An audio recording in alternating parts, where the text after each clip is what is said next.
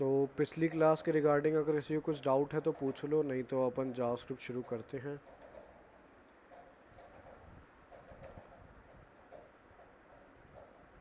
नहीं है कोई डाउट तो ठीक है।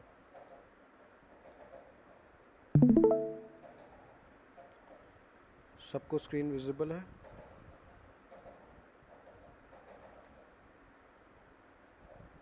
किसी को इशू तो नहीं है स्क्रीन में? Yeah, it's visible. Okay, so I just open my VS Code. सबसे पहले तो अपने को बेसिकली फ़ाइल तो बनानी ही है, बट एक एक्सटेंशन डाल लेते हैं अपन। सब डाल लो प्रिटियर। मैंने पहले यूज़ नहीं किया था, मतलब इस सीरीज़ में अपन ने पहले यूज़ नहीं किया, बट अब जावास्क्रिप्ट में ज़रूरत पड़ सकती है तो इसलिए अपन इसको इंस्टॉल कर लेंगे।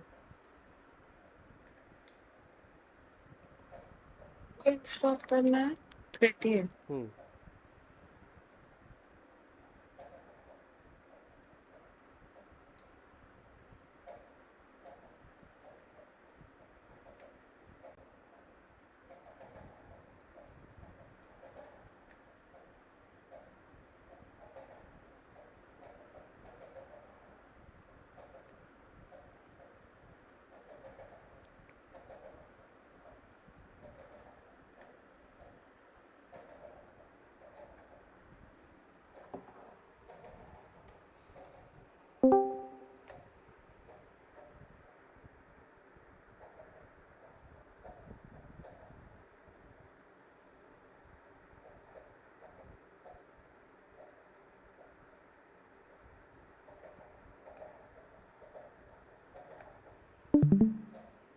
सबने कर लिया इंस्टॉल?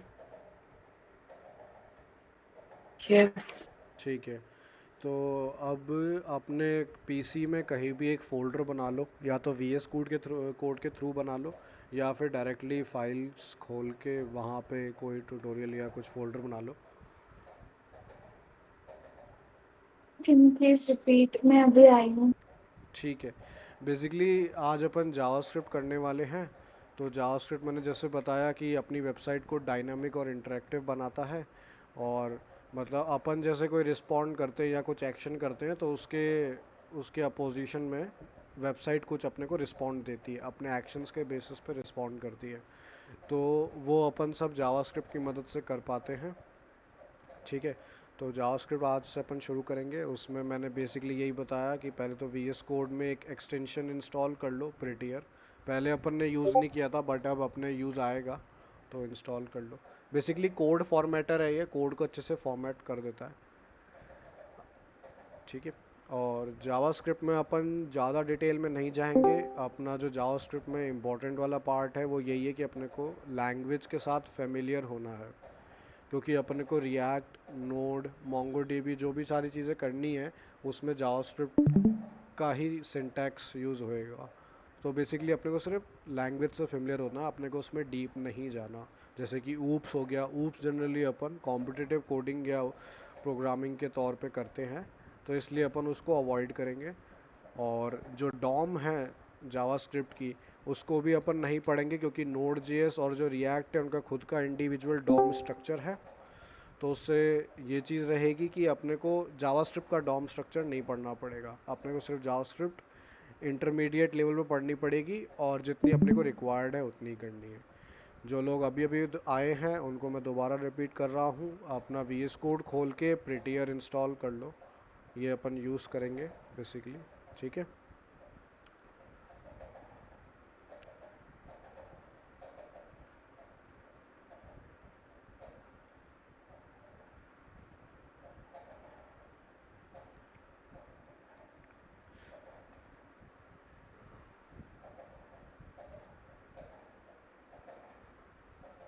ठीक है, जिसका प्रिटियर इंस्टॉल हो जाए यस नो कर देना, तो मैं आगे शुरू कर दूंगा। और फोल्डर भी बना लेना, मतलब प्रिटियर इंस्टॉल कर लेना, फोल्डर बना लेना, जिस नाम से बनाना चाहो, जहाँ बनाना चाहो बना लो, और उसको वी एस कोड में ओपन कर लो। तो फिर अपन शुरू करते हैं।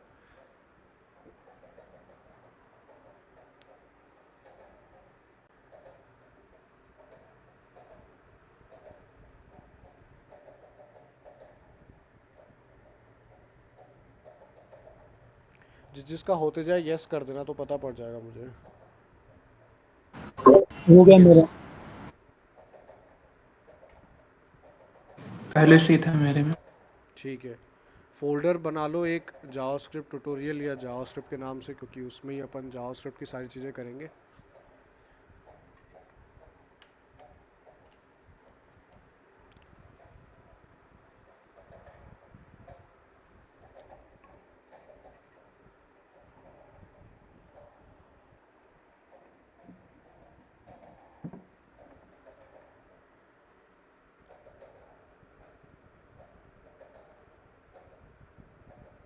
बन गया सबका फोल्डर? यस। चलें शुरू करें आगे। ठीक है, तो सबसे पहले पहले तो मैं जावास्क्रिप्ट ट्यूटोरियल वाले फ़ोल्डर के अंदर एक फ़ोल्डर बनाऊंगा जिसमें मैं अपना HTML प्लेस करूंगा। बेसिकली HTML के ऊपर ही आप जावास्क्रिप्ट लगाओगे, ठीक है ना। तो सिंपल मैं फ़ोल्डर नेम डाल देता हूँ HTML, और उस फोल्डर के अंदर मैं फ़ाइल क्रिएट करूँगा index.html। ठीक है, index.html क्रिएट कर दी अपन ने। और दूसरी चीज़ जो है, मैं इधर वापस आऊँगा और एक JS का फ़ोल्डर बना दूँगा जिसमें अपन जावास्क्रिप्ट डालेंगे।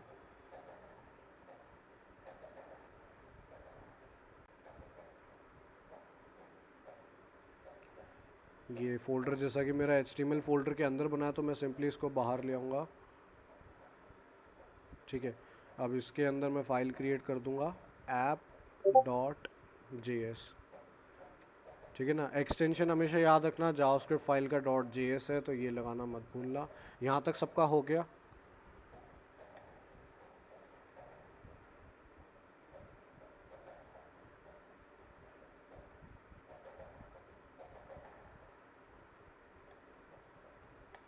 HTML बनाने के बाद क्या बोलते हैं? मेरा नेटवर्क चला गया था। ठीक है, HTML बनाने के बाद बेसिकली अपने को एक और फोल्डर बनाना है JS के नाम से, और उसके अंदर अपन एक फ़ाइल क्रिएट कर देंगे app.js। अपन किसी भी नाम से क्रिएट कर सकते हैं, लेकिन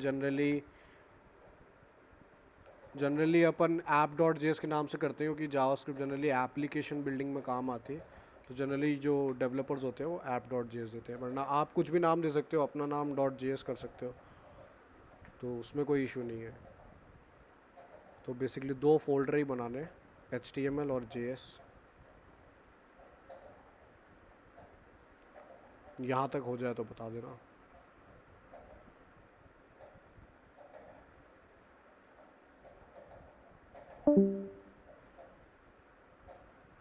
हाँ, हो गया। हो गया, सबका हो गया? यस नो कर दो फटाफट। हो गया, ठीक है। चलो आगे चलते हैं। सिंपल अपना HTML टेस्ट करते हैं अपन। सबसे पहले तो टेस्ट कर लेते हैं भाई, काम कर रहा है नहीं कर रहा। हेडिंग 1 डाल देता हूँ। ओहो, गलत जगह डाल दिया, देखो। ठीक है, बॉडी में आऊँगा, H1 डालूँगा, हेलो पीपल।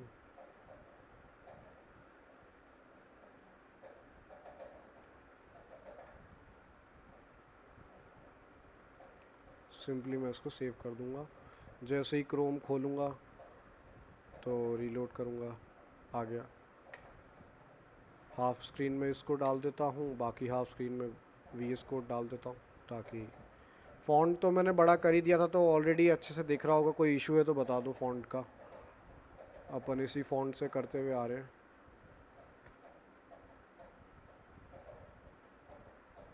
कोई इशू तो नहीं है ना किसी को फ़ॉन्ट से? नहीं। ठीक है, अब बेसिकली अपन जैसे पहले अपन इसको लिंक करते थे CSS को हेड के अंदर, वैसे ही अपन अपनी जावास्क्रिप्ट को लिंक करेंगे। इसको लिंक करने के लिए अपन स्क्रिप्ट और स्क्रिप्ट डालेंगे, स्क्रिप्ट का सोर्स दे देंगे अपन। ठीक है, और इसको मैं पाथ डाल देता हूँ :/JS app.js। इसको सेव करता हूँ मैं सिंपली, और इधर आके मैं एक बार चेक कर लेता हूँ कि क्या भाई ये काम कर भी रहा है। ठीक है, तो इसमें एक नॉर्मल सा मैं डालूँगा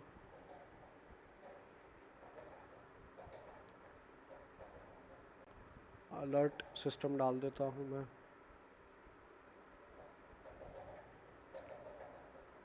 ये चेक करने के लिए कर रहे हैं अपन कि ये काम कर रहा है कि नहीं कर रहा। देखो मैंने जैसे ही नॉर्मल अलर्ट डाला तो वेबसाइट रीलोड होते ही हेलो वर्ल्ड आ गया। ये सबके आ रहा है? जो जिसके आ रहा है बता दो तो कंफर्म कर या दो। सब कंफर्म कर दो। बेसिकली ये टेस्ट करने के लिए है कि मतलब जावास्क्रिप्ट काम भी कर रही है कि नहीं कर रही, ठीक है ना। तो सब एक बार अपना अपना टेस्ट कर लो, पता पड़ जाएगा फाइल काम कर रही है। कुछ नहीं, वो कैसे टेस्ट दिखाने करना इंडेक्स। है? हाँ इंडेक्स पे आ जाता हूँ। इंडेक्स पे बेसिकली मैंने यही किया था, इसको कमेंट आउट कर देता हूँ मैं। कंट्रोल फॉरवर्ड स्लैश, मैं हेड के अंदर जैसे अपन हमेशा CSS लिंक करते थे वैसे ही स्क्रिप्ट को लिंक करेंगे। SC लिखूंगा तो स्क्रिप्ट सोर्स वाला ऑप्शन मेरे पास आ जाएगा, ठीक है ना। इसको सेलेक्ट करते ही मेरे को बोलेगा कि भाई सोर्स या पाथ जो है आपका स्क्रिप्ट का जो मेरे को उठाना है वो बता दो। तो मैंने बता दिया $./js/app.js, ठीक है। तो इसी से मैंने लिंक कर दिया, जिसका हो गया बता दो। सिंपली मैं रीलोड करूँगा वापस आ जाएगा, ठीक है। यही सेम चीज़ अपन एक और तरीके से भी कर सकते थे, वो मैं बताऊंगा कैसे करते हैं। यहाँ तक सबका हो गया? सबकी वर्क कर रही है? येस नो करके बता दो। अगर कोई नहीं बता पा रहा तो टेक्स्ट चैनल में लिख दो, अगर किसी के माइक का इशू आ रहा है तो। वर्किंग कैसे चेक कर रहे हैं? Can you explain it to ठीक है, वर्किंग कैसे चेक करनी है, बेसिकली इंडेक्स फाइल अपन ने बनाई थी और अपन ने ये कोड यहाँ पे लिख दिया अलर्ट, और अलर्ट में अपन ने लिख दिया सिंटैक्स हेलो वर्ल्ड। तो जैसे ही मैं रीलोड करता हूँ पेज को तो मेरे पास एक ये बॉक्स खुल जाता है। ये बॉक्स दिख रहा है सभी को जहाँ पे हेलो वर्ल्ड लिखा आ रहा है? Yes sir. तो इस तरीके से अपने को पता चल जाएगा कि जावास्क्रिप्ट काम कर रही है।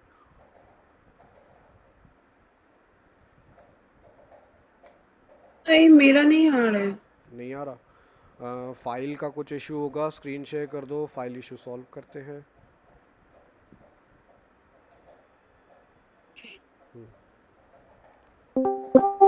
वो मेरा तेरा भी नहीं आ रहा? नहीं, आ गया मेरा आ गया। अच्छा आ गया ना, ठीक है। मेरा स्क्रीन विजिबल है क्या? एक सेकेंड लोड हो रहा है। हाँ हो गया, विजिबल है अलर्ट, और अपन ने हेलो वर्ल्ड कर दिया। index.html पे जाओ, ठीक है। $./ ओके, सब एक बार रिमूव कर दो, एक बार सब मेरे लिए रिमूव कर दो। इसमें जो लिखा हुआ है ना $./app.js, इसको पूरे को रिमूव कर दो। डबल डॉट लगाओ /js app.js। अब एक बार सेव करो और इसको करो ओपन विथ लाइव सर्वर। आ गया? आ गया, अब आ गया। ठीक है, ठीक है। हो हाँ, थैंक यू। ओके। वापस से मैं मेरी स्क्रीन पे आ जाता हूँ।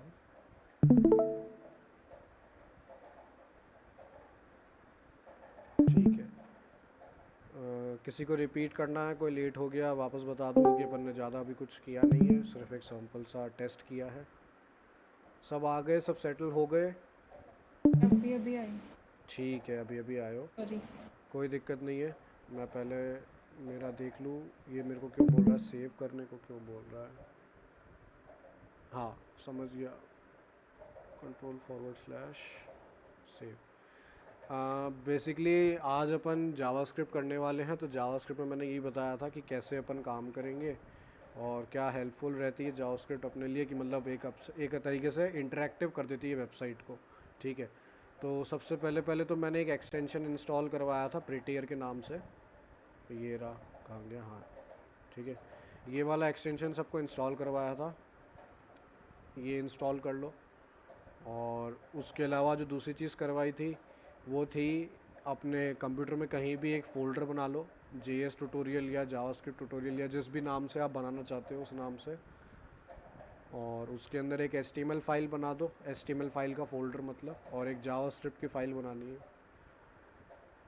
यहाँ तक कर लो, उसके बाद बताओ ये हो जाए तो फिर मैं बाकी का स्टेप बताता हूँ।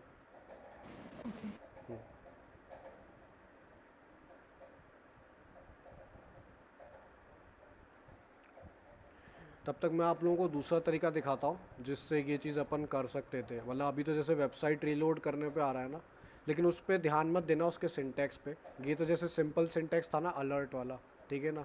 अभी ऐसे दो और सिंटैक्स है जो काम सबसे ज़्यादा काम आएंगे अपने को जावास्क्रिप्ट में, ठीक है। एक थोड़ा कॉम्प्लिकेटेड मेथड है, मैं बताता हूँ कैसे करता हूँ मैं उसको। btn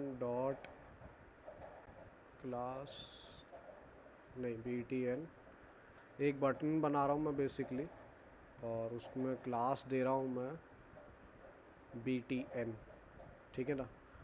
और बटन को नाम देता हूँ मैं js alert, ठीक है। इसको मैं सेव कर देता हूँ, इसको मैं कमेंट आउट कर देता हूँ थोड़ी देर के लिए, ताकि ये मेरे को इरिटेट ना करे, ठीक है। तो मैंने एक बटन बना लिया। अब मैं ये चाहता हूँ ना कि ये बटन पे क्लिक करने पे मेरे को यही सेम इस तरह का पॉपअप आए, ठीक है ना। तो मैं क्या करूँगा, मैं यहाँ जाऊँगा, इसके सिंटैक्स पे, ये वाला जो कोड है ना, इसके सिंटैक्स पे ध्यान मत देना, थोड़ा सा कंफ्यूजिंग हो सकता है, ठीक है ना।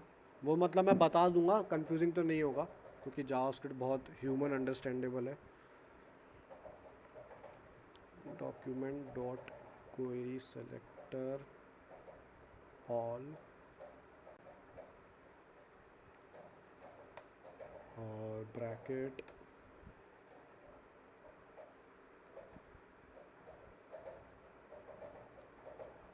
डॉट btn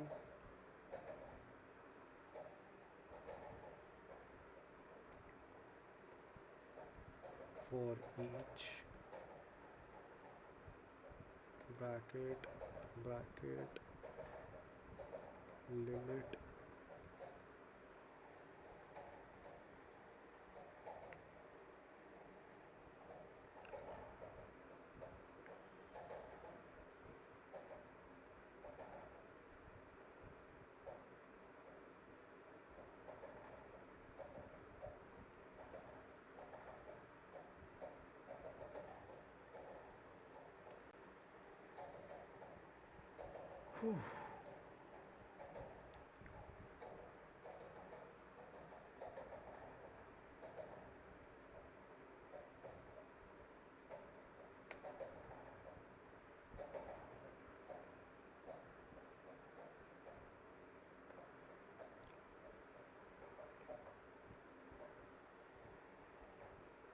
और अब ये parenthesis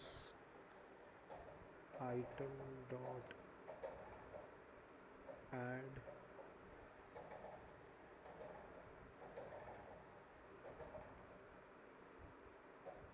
event listener,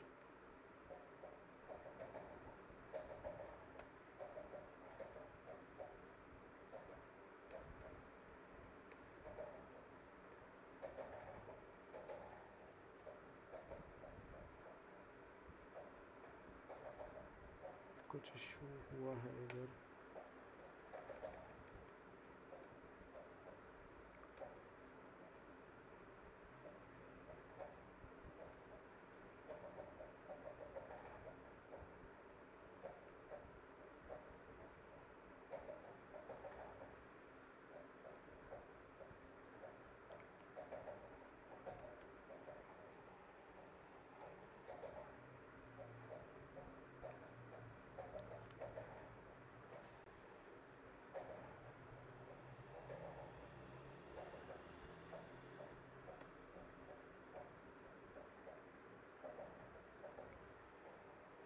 click,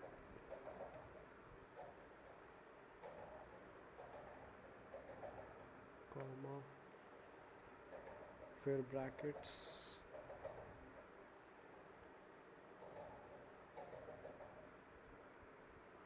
bracket के बाहर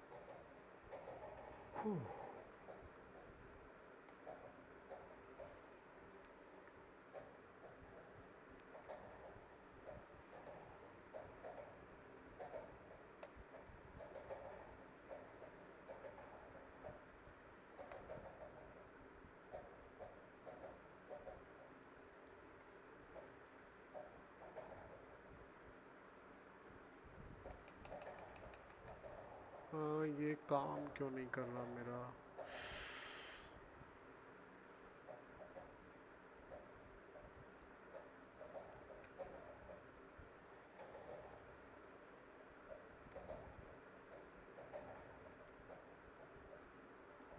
ठीक है, मे बी मेरा कुछ सिंटेक्स का इशू आ रहा है, बट बेसिकली ये क्या करता है, ये सिंटेक्स मैं आपको समझा देता हूँ। ये रिएक्ट में अपन अच्छे से पढ़ेंगे ये वाली चीज़ क्या काम करती है। ये जो अपन वेबसाइट खोलने पे अलर्ट सिस्टम कर रहे थे ना, रीलोड कर रहे थे, ठीक है, तो वेबसाइट पे ये आ जाता अलर्ट अपना। लेकिन ये जो है ना, document dot query selector all dot B T N for each limit item add event listener और क्लिक, ठीक है ना। तो ये क्या है, डॉक्यूमेंट डॉट क्वेरी सेलेक्टर क्या करता है, पहले तो HTML से जो अपने को आइटम को सेलेक्ट करना है या किसी चीज़ को सेलेक्ट करना है उसको सेलेक्ट करता है। वो अपन ने सेलेक्ट किया BTN की क्लास, जो अपन ने क्लास दी थी ना इसको, वो अपन ने सेलेक्ट की थी और उसको अपन ने दे दिया JS अलर्ट, ठीक है। और डॉट लगा के फॉर ईच, इसलिए कि हर चीज़ के लिए जिस पे ये वाला जो इवेंट लिसनर है ये काम करे, यानी कि जो इवेंट लिसनर है वो क्या है, क्लिक, ठीक है ना। अब इवेंट लिसनर आपके कई सारे तरीके के हो सकते हैं, बट अपन क्लिक वाला लेंगे। तो क्लिक करने पे जनरली पॉपअप आ जाता है, बट मेरा कुछ ब्रैकेट्स का इशू आ रहा है, इस चक्कर में ये काम नहीं कर रहा। बट यही आपका मेन सिंटैक्स होता है, ठीक है। तो इस तरीके से भी अपन सेम चीज़ को अचीव कर सकते हैं।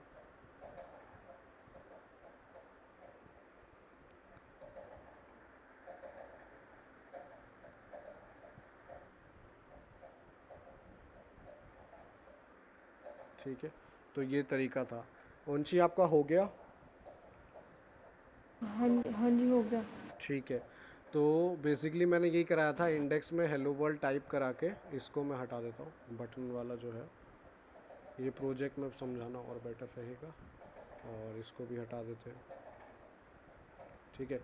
तो सिंपली एक बार ये इस चीज़ से चेक कर लो कि ये आपकी जावास्क्रिप्ट काम कर रही है क्या, पेज ओपन होने पे। एक से ठीक है, ये मेरा काम कर रहा है।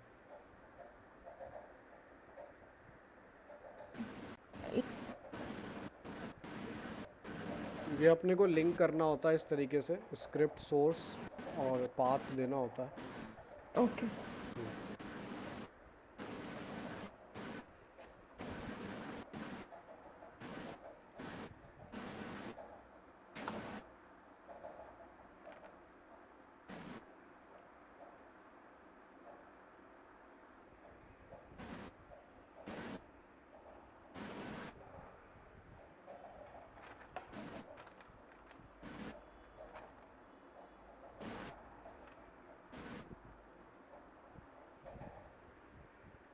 हो गया मेरा।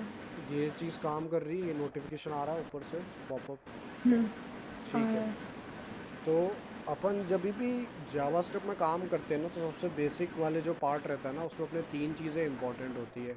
एक होता है अलर्ट, दूसरा होता है, ये सारी चीज़ें नोट करते हुए चलना, ठीक है ना। ये हेल्पर्स हैं अपने जावास्क्रिप्ट में, ये तीन चीज़ें बताऊंगा, वो अपने जावास्क्रिप्ट में बहुत मदद करने वाले हैं, इसलिए मैं इनको हेल्पर बुलाता हूँ, ठीक है।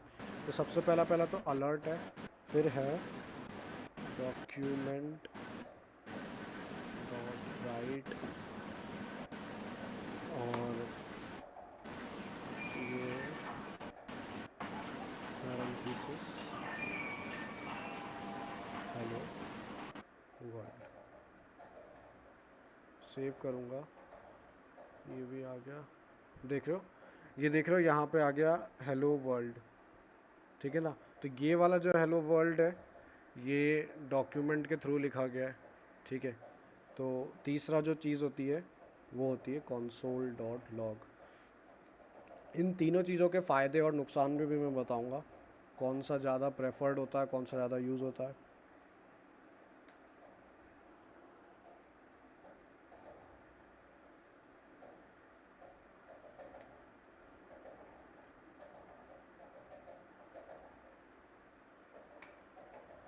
ठीक है, तो ये तो हो गया जो अपना अलर्ट देता है। ये होता है अगर अपने कुछ लिखना होता है। और ये जो होता है console log. Console log basically क्या करता है, अपने कंसोल के अंदर एक लॉग फाइल क्रिएट कर देता है या एक लॉग क्रिएट कर देता है बेसिकली। तो इसको अपन कैसे चेक कर सकते हैं कि ये काम कर रहा है कि नहीं कर रहा। इंस्पेक्ट में जाके कंसोल में जाते हैं। कंसोल में जाएंगे तो यहाँ सबको एक बार दिखना चाहिए ये हेलो वर्ल्ड। इसको मैं जूम कैसे करूँ, एक सेकेंड। ये सबको हेलो वर्ल्ड दिख रहा है या मेरे को कुछ जूम करना चाहिए, कैसे करूँ यार। ये दिख रहा है ना सबको हेलो वर्ल्ड, यहाँ पे किसी को इशू तो नहीं आ रहा दिखने में।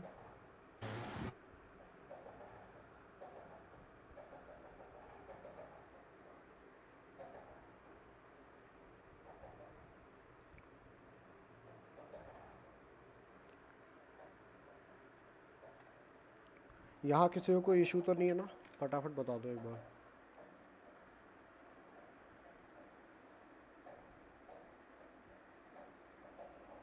बोला कहाँ से आई है कौन-सा?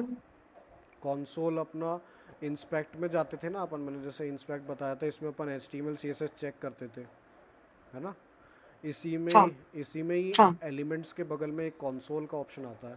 तो यहाँ से अपना कंसोल खुल जाता है। मैं इसका वो चेंज कर देता हूँ। ओके।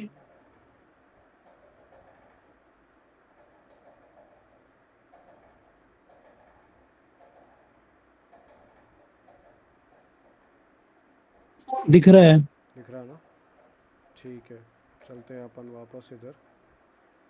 अब इसमें मैं बता देता हूँ क्या दिक्कत रहती है और किस चीज़ का क्या इम्पोर्टेंस है, ठीक है ना।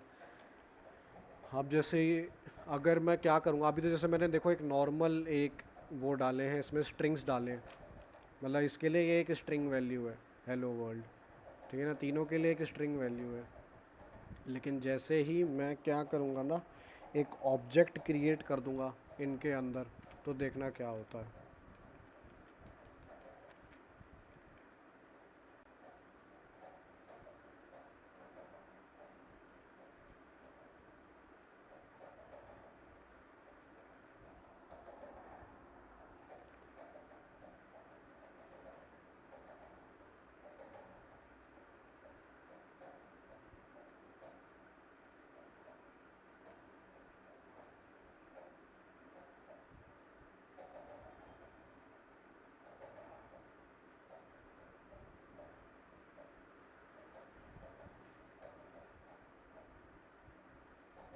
ठीक है ना, इसको एक बार मैं सेव करता हूँ, ठीक है ना।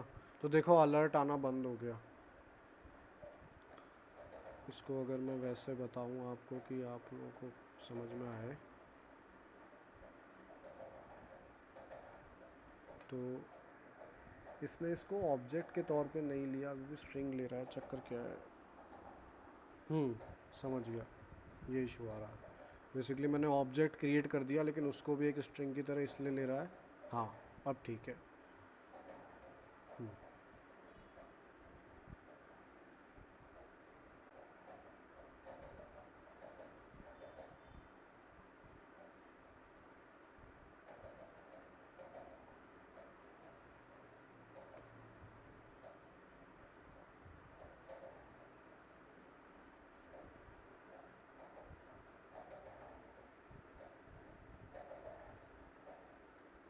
फिर इसने इशू दे दिया मेरे को।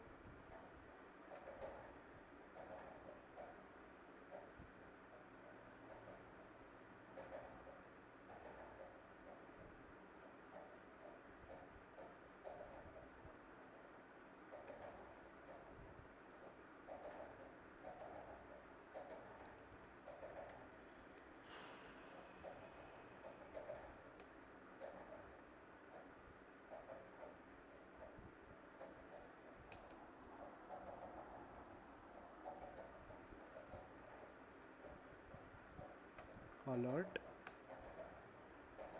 और इसमें अपन करेंगे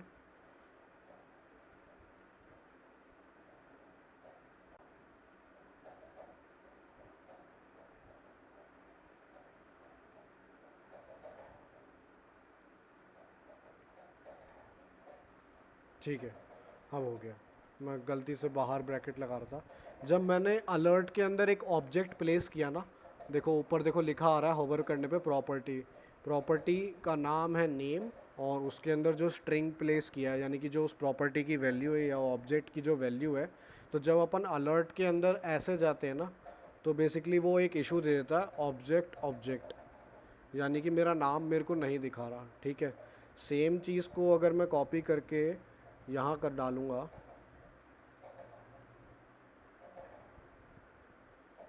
कॉपी, और इसकी जगह मैं पेस्ट कर दूँगा, और इसको मैं ओके करूँगा ना, और यहाँ पे मैं एक बार सेव कर देता हूँ। ठीक है, तो यहाँ पे भी देखो ऑब्जेक्ट ऑब्जेक्ट आ गया। ये सबको दिख रहा है इशू? अगर अपन अलर्ट का इस्तेमाल जब एक ऑब्जेक्ट के साथ या प्रॉपर्टी के साथ करते हैं तो क्या इश्यूज आते हैं अलर्ट और डॉक्यूमेंट में? ये सबको समझ में आ रही चीज़ें?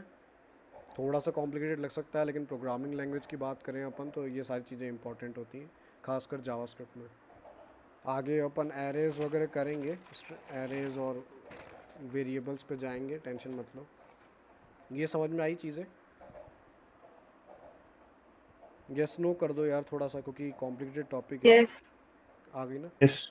ठीक है, तो ये क्या है, अलर्ट और डॉक्यूमेंट का ड्रॉबैक है कि अपन इसमें ऑब्जेक्ट को प्लेस नहीं कर सकते। लेकिन अगर मैं कॉन्सोल लॉग में सेम चीज़ यूज़ करूँगा ना, तो देखना क्या होता है। सेव किया मैंने, फाइल सेव करी और इसको हटाया, और कॉन्सोल लॉग की तरफ मैं जैसे ही गया तो यहाँ पे देख पा रहे हो एक ऑब्जेक्ट क्रिएट हुआ है जिसमें नेम जो है वो प्रॉपरली इसने मेरा नेम दिखा दिया और पूरा बता दिया। ठीक है, तो मुझे कॉन्सोल लॉग के अंदर पूरी इन्फॉर्मेशन मिल गई कि एक ऑब्जेक्ट क्रिएट हुआ है, ऑब्जेक्ट का नेम नेम ही है, और उसकी जो वैल्यू है वो है जनेश। ठीक है, तो ये तीन इंपॉर्टेंट चीज़ें हैं जो अपने को जावास्क्रिप्ट में काम आती हैं, अलर्ट, डॉक्यूमेंट और कॉन्सोल। इसमें से जो सबसे इम्पॉर्टेंट वाला है वो कॉन्सोल है, क्योंकि उसको अपन कहीं भी यूज़ कर सकते हैं ऑब्जेक्ट के साथ भी। इसमें लिमिटेशन नहीं है कि सिर्फ अपन स्ट्रिंग का इस्तेमाल करें। ये चीज़ें समझ में आ गई, सबको क्लियर है? तो अगर अपन अगले टॉपिक पे चलेंगे तो उस पर बता देना, अगले टॉपिक पे चलना हो तो ये क्लियर हो गया तो। Clear है। क्लियर है? नोट्स बना लिए, नोट्स में मेंशन कर लिया कि ये तीन चीज़ें अपने सबसे ज़्यादा काम आने वाली हैं। ठीक है,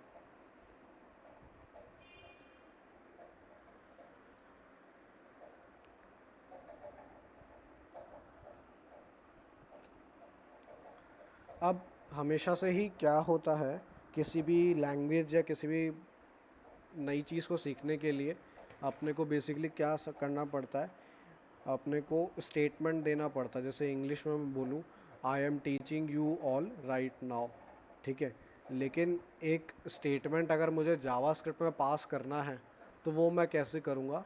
वो मैं कॉन्सोल लॉग की मदद से कर सकता हूँ, और भी कई सारे मेथड्स हैं, बट सिंपली जैसे मैंने अभी आपको बताया कि अपन ऑब्जेक्ट क्रिएट करके कर सकते हैं, बट प्रेफर मैं यही करूँगा कि सेव नहीं किया मैंने। जैसे ही मैं सेव करूँगा, रीलोड कर देता हूँ। ठीक है, तो मुझे जब भी जावास्क्रिप्ट से बात करनी है तो मैं हमेशा जावास्क्रिप्ट को जैसे कमांड दे रहा हूँ, कॉन्सोल लॉग, LOG से ही क्रिएट करता हूँ मैं, कॉन्सोल लॉग, और इसमें मैं लिख देता हूँ I am teaching you all. इसमें मैंने जैसे ही स्ट्रिंग नहीं लगाई थी तो इशू आ गया, इसको ब्लू कर रहा है, ये स्ट्रिंग लगा देते हैं अपन, सेव कर देते हैं। कॉन्सोल लॉग की तरफ चलते हैं। तो अभी अभी जो मैंने चीज़ करी वो बेसिकली मैंने जावास्क्रिप्ट को कमांड दिया कि कॉन्सोल लॉग में टाइप करो या एक रिस्पॉन्स दो I am teaching you all. तो इस तरीके से अपन जावास्क्रिप्ट से बात कर सकते हैं, या जावास्क्रिप्ट अपने को, अपन जो उसको कह रहे हैं उसके उसके अपोजिशन में वो अपने को रिस्पॉन्स दे रहा है। ठीक है, तो सिंपली मैंने जैसे ही इसको बोला कि एक कॉन्सोल लॉग कर लिखो, यानी कि एक लॉग बनाओ या कुछ भी लिखो, तो इसने वो एज इट इज़ लिख दिया। तो इस तरीके से अपन जावास्क्रिप्ट से बात करते हैं। और कमेंट्स अपन ने पढ़ लिए थे कि कमेंट्स का क्या यूज़ रहता है, अपन ने HTML CSS में पढ़ लिया था। तो ये रहता है स्टेटमेंट्स और कमेंट्स। ठीक है, ये भी एक बेसिक सी चीज़ थी जो मैं बताना चाहता था कि मतलब क्या इम्पोर्टेंस है, क्या है। अब अपन आ जाते हैं वेरिएबल्स कैसे क्रिएट करते हैं और उनको कैसे एक्सेस करते हैं अपन। ठीक है, तो मैंने जैसे मान लो वेरिएबल भी अपने सबसे इम्पोर्टेंट रहते हैं हर प्रोग्रामिंग लैंग्वेज में। हर प्रोग्रामिंग लैंग्वेज के बिल्डिंग ब्लॉक्स रहते हैं, वो अपने को डेटा को या इंफॉर्मेशन को स्टोर करने में, एक्सेस करने में और मॉडिफाई करने में काम करते हैं। अपन उनके थ्रू डिक्लेयर कर सकते हैं या कुछ भी डिक्लेयर कर सकते हैं। असाइनमेंट ऑपरेटर यानी कि ऑपरेटर असाइन कर सकते हैं या वैल्यू असाइन कर सकते हैं। तो ये हमेशा वेरिएबल्स जो होते हैं हर एक उसके बिल्डिंग ब्लॉक्स होते हैं। ठीक है, अब कैसे अपन इनको काम में लेते हैं, सिंपली अगर मैं देखूं, मैंने मान लो एक वेरिएबल क्रिएट कर दिया लेट नेम और इक्वल्स टू, और इसकी वैल्यू अगर मैं दे दूं तो सिंपली इसकी वैल्यू मैं दूंगा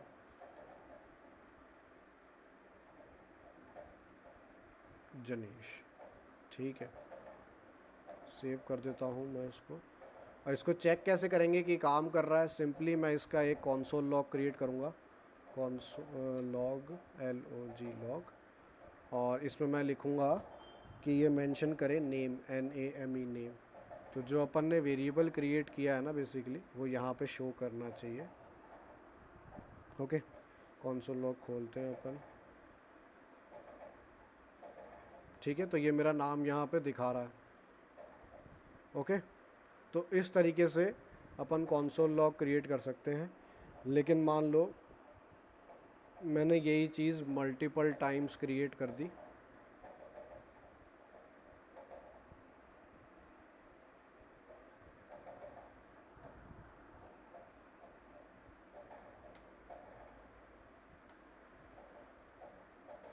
और सेव कर दिया, तो अब मेरे साथ इशू क्या होगा। मान लो मैं इंस्पेक्ट में जाता हूँ, तो कॉन्सोल लॉग पे जाऊँगा, name has already been declared. Okay, ठीक है, ये अपन को वैसे करना है, नेम 1 कर देता हूँ, 2 कर देता हूँ,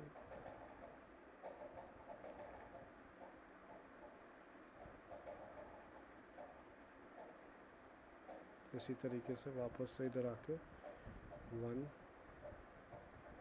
2 3 4 सेव कर देता हूँ।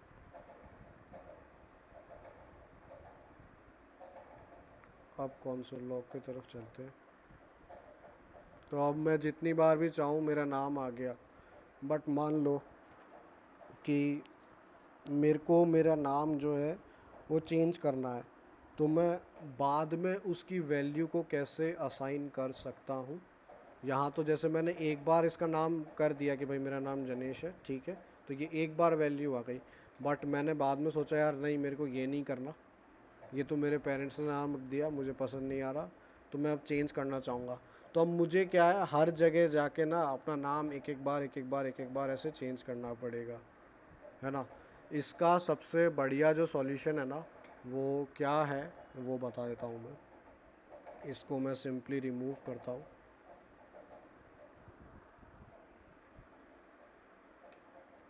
और इसको भी मैं रिमूव कर देता हूँ, सेमी कोलन लगा देता हूँ।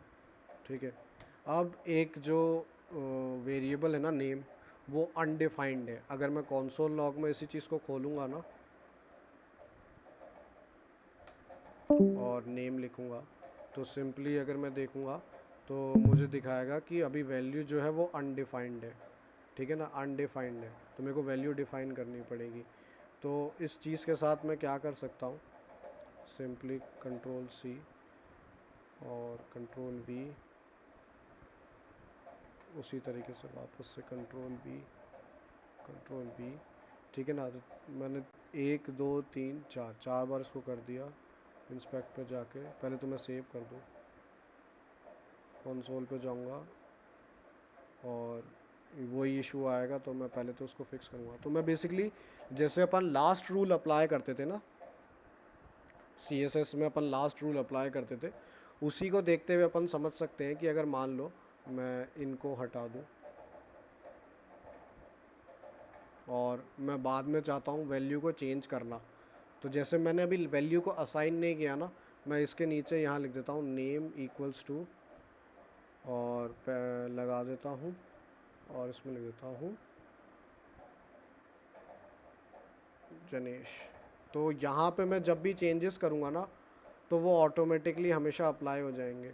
एक सेकेंड, कुछ इशू आ रहा है, एक सेकेंड। इंस्टॉल करने के बाद वैल्यू मॉडिफाई हुआ नहीं फिर इसमें। अच्छा हाँ,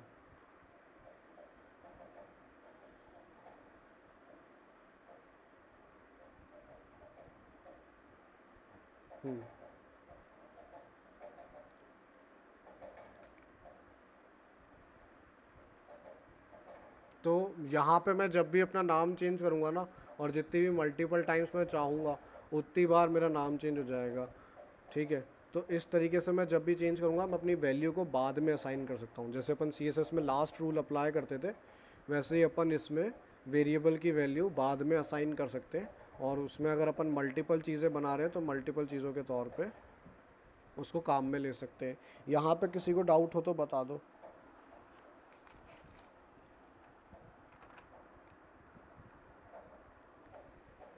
बेसिक सी चीज़ थी कि वेरिएबल कैसे असाइन होता है, ठीक है।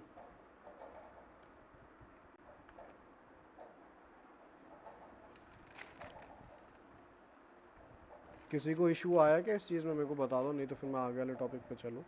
इसके कुछ रूल्स होते हैं वेरिएबल के, वो अपन डिस्कस करते हैं।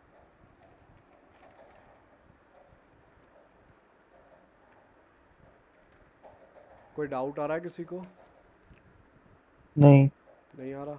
बोर तो नहीं हो रहे? थोड़ा सा अपने को लैंग्वेज पढ़ रहे हैं तो थोड़ा सा बोरिंग हो सकता है, बट ठीक है। अब वेरिएबल को नाम हाँ एक सेकंड बताओ। अभी जो आपने बताया, तो हम्म, अगर नेक्स्ट टाइम मतलब नेम डिफाइन करके वेट से चेंज करके कंसोल और लॉग में नेम वन नेम टू करते, तो हर जगह जो चेंजेस होते हैं नेम में बस वही आते। हाँ, जो रिसेंटली आपने चेंज किया या बाद में अप्लाई किया ना, तो वही चेंज आएगा। जी। CSS में अपन ने जैसे लास्ट रूल पढ़ा था वैसे ही था। मतलब बेसिकली अगर मैंने मल्टीपल लॉग्स क्रिएट कर दिया और उसमें सेम ही वैल्यू आ रही है ना, तो मेरे को हर एक का लॉग के जाके पहले वैल्यू हटानी पड़ रही थी। लेकिन मैंने एक उसको वेरिएबल को जब तक डिफ़ाइन नहीं किया था ना, तो उससे अब फ़ायदा ये हो रहा था कि बेसिकली हाँ, फ़ायदा यही हो रहा था कि मैं मल्टीपल टाइम उसको चेंज कर पा रहा था। वापस देखना चाहते हो तो इसको कर देता हूँ मैं लेट नेम और करके कर देता हूँ मैं नेम इक्वल्स टू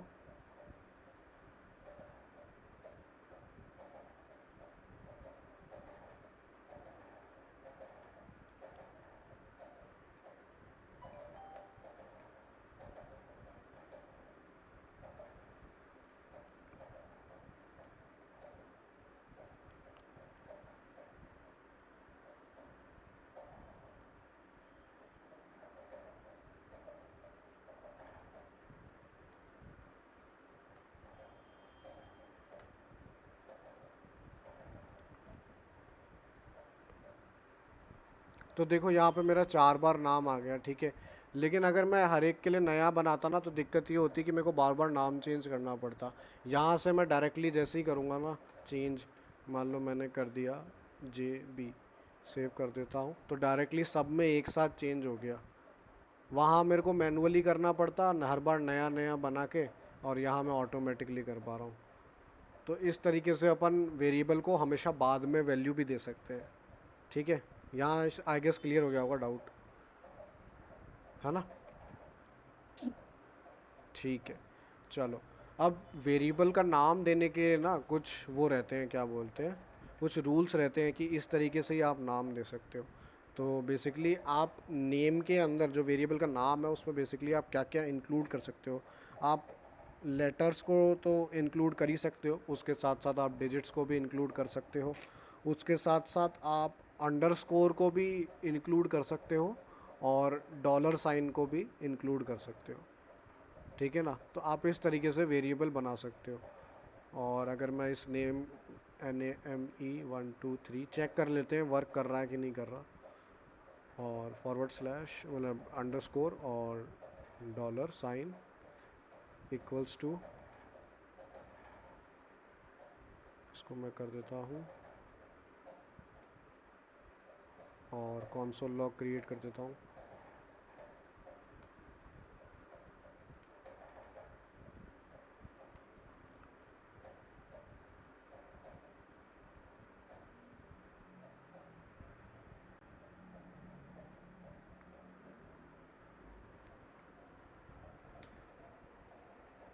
अब जैसे ही मैं इसको सेव करूँगा तो इंस्पेक्ट पे जाके कंसोल पे देखेंगे तो मेरा नाम आ गया।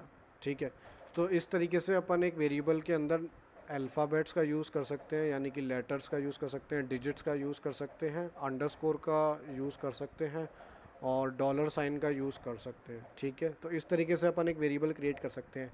बट जो वेरिएबल है ना उसका स्टार्टिंग का जो नेम है ना वो मैं बताता हूँ उसमें क्या क्या नहीं होना चाहिए। मतलब अगर मैं स्टार्टिंग के नेम पे, अगर मैं स्टार्टिंग जो होनी चाहिए ना वेरिएबल की, वो या तो सिर्फ लेटर से होनी चाहिए जैसे कि अल्फ़ाबेट्स, और या तो डॉलर साइन से होनी चाहिए या अंडरस्कोर से होनी चाहिए। अगर नंबर्स के थ्रू होती है ना तो वो वर्क नहीं करेगा। अगर मैं इसको कट करके यहाँ डाल दूँ, ठीक है, और सेम चीज़ को कट करके मैं यहाँ डालूँगा तो देखना, पहले तो VS कोड ही मेरे को एरर दे रहा है, उसको तो अपन फिक्स करते हैं। ठीक है, तो जावास्क्रिप्ट ने ही मेरे को एरर दे दिया कि भाई जावास्क्रिप्ट ऐसे काम ही नहीं करती, तुम कर क्या रहे हो ये। ठीक है, तो फाइल में भी एरर है, प्लस अगर मैं इंस्पेक्ट में जाऊँगा, कंसोल पे जाऊँगा तो यहाँ पे दिखाएगा सिंटैक्स एरर है, इनवैलिड और अनएक्सपेक्टेड टोकन। ठीक है, तो बेसिकली क्या होता है, अगर अपन नंबर के साथ शुरुआत करते ना तो भाई उसको लगता है कि अपन नंबर की ही बात कर रहे हैं, वो अपन आगे पढ़ेंगे, नंबर के रूल्स में पढ़ेंगे। बट वेरिएबल के इसमें ये इशू आ जाता है। ठीक है ना, तो ये रहता है। ये चीज़ सबको समझ में आई कि क्या इम्पोर्टेंट है, कैसे अपन वेरिएबल का नाम देते हैं और क्या रूल्स लगते हैं। जबकि मैंने देखो यहाँ पे 123 नेम अंडरस्कोर डॉलर और यहाँ पे 123 नेम अंडरस्कोर डॉलर लिखा है, तो भी ये इशू आ रहा है। ओके, तो ये इस तरह से सिंटैक्स काम नहीं करता, सिंपल सा है। मतलब आप नंबर के साथ शुरुआत नहीं कर सकते, बाकी किसी भी चीज़ के साथ आप शुरुआत कर सकते हो, बल्कि आप बीच में नंबर डाल सकते हो, बट ये है। तो ये सबका क्लियर हुआ डाउट, मतलब टॉपिक? ऐसे ठीक है, नोट्स बना लिए, ये इंपॉर्टेंट है, नोट्स बना लेना इसके।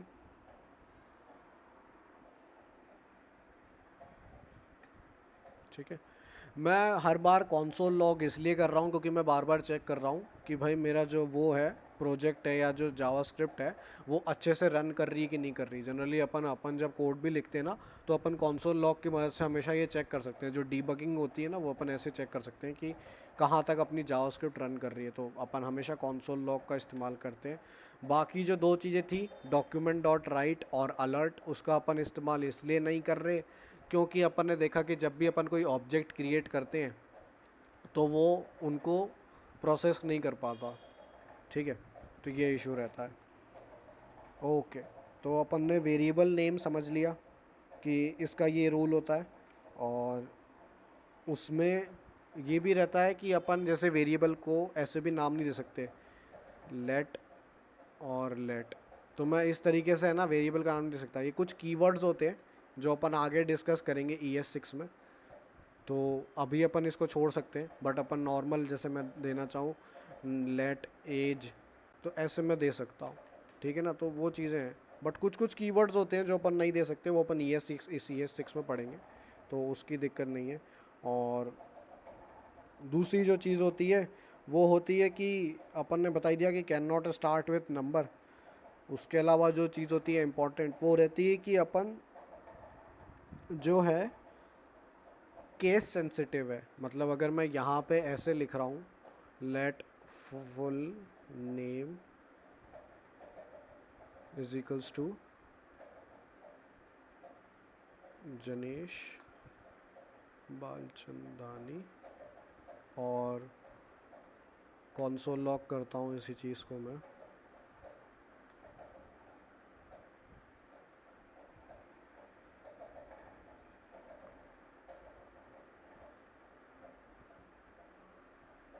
और इसके अंदर मैं दे देता हूँ FULL फुल नेम, सेव कर देता हूँ। चलते हैं अपन, तो मेरा पूरा नाम यहाँ पे आ गया, ठीक है ना। लेकिन जैसे ही मैं n को स्मॉल कर दूंगा ना यहाँ पे, तो ये चीज़ काम नहीं करेगी। सेव करते ही uncaught reference error, full name is not defined, ठीक है। जो स्मॉल वाला n है ना, वो बेसिकली कोई ऑब्जेक्ट ही नहीं है। मतलब जो FULLNAME है वो कोई ऑब्जेक्ट ही नहीं है या कोई वेरिएबल ही नहीं है, वो डिफाइंड ही नहीं है, तो अपन उसको वैल्यू डाल नहीं सकते। तो ये देख लेना कि ये केस सेंसिटिव होता है, ठीक है।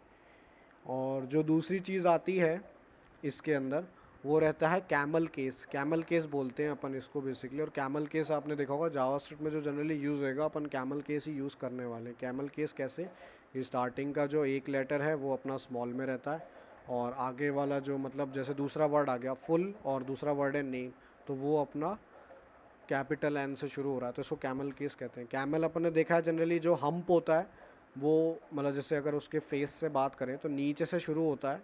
मतलब ऐसे पेंट में अगर मैं दिखाऊं कैमल केस समझाने का सबसे बढ़िया तरीका, मतलब कुछ इस तरीके से अगर मान लो कैमल का फेस है, ठीक है, तो अवॉइड करना मेरी ड्राइंग को, बट वो ऐसे जाके ऐसे आता है ना हम्प, ठीक है, अवॉइड कर देना थोड़ी सी ड्राइंग को। बट ये देखो नीचे से जाके ऊपर आता है, तो इसी तरीके से अपना जो फर्स्ट वर्ड आएगा वो स्मॉल लेटर्स होता है, और दूसरा जो लेटर है वो कैपिटल लेटर हो जाता है, तो उसको अपन कैमल केस फॉन्ट बोलते हैं, या तरीका होता है लिखने का, ठीक है। तो जनरली अपन जावास्क्रिप्ट में इसी चीज़ का इस्तेमाल करेंगे ज़्यादातर, कैमल केस का, तो ये इंपॉर्टेंट होता है। और दूसरा होता है अंडरस्कोर, ठीक है। अंडरस्कोर भी एक तरीका होता है दो वर्ड्स को अलग करने का। अगर मैं अंडरस्कोर डाल के नेम लिखूं तो मुझे यहाँ पे भी अंडरस्कोर डालना पड़ेगा, ठीक है। ये चीज़ नोटिस कर लेना। तो देख पा रहे हो कि मेरा जब मैंने अंडरस्कोर डाला तभी ये चीज़ काम कर रही है। तो ये कुछ चीज़ें इंपॉर्टेंट है, इनके भी नोट्स बना लेना। तो इस तरीके से आप एक वेरिएबल को नेम कर सकते हो या बना सकते हो, ठीक है। यहाँ किसी को कोई डाउट है किसी भी चीज़ में तो मेरे को बता दो।